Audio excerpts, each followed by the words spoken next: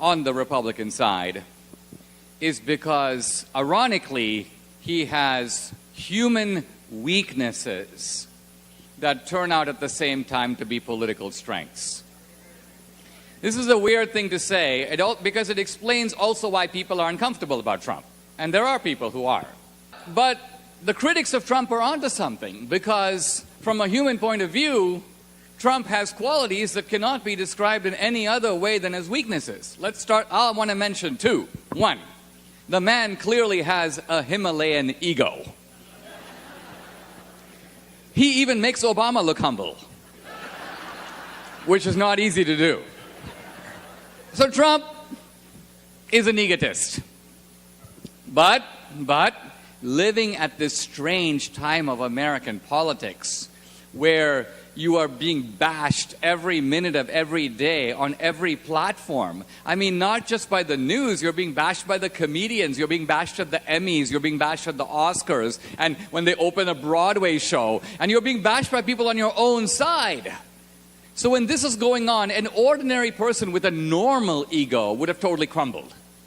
But if you have this Himalayan ego, it's a kind of insulation that allows you to sort of ignore all the noise and just move relentlessly forward. So Trump's ego is a plus.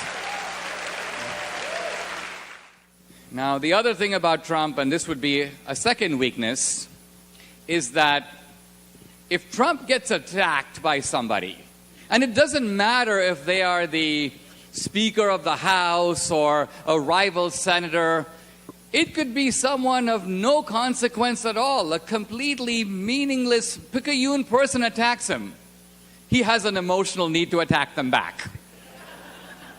He can't not do it. He has to do it.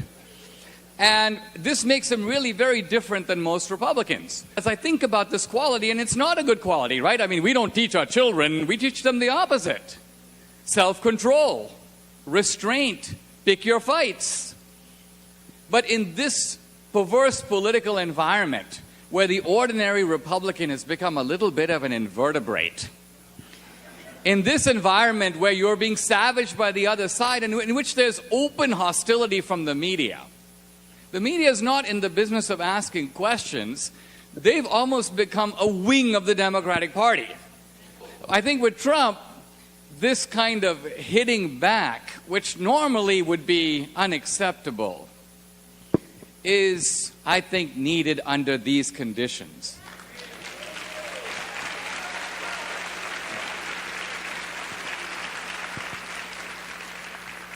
Lincoln was elected to unite a country and stop slavery.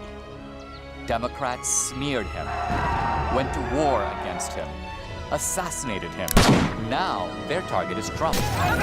They say he's a racist, a fascist. But who are the real racists and fascists? A nation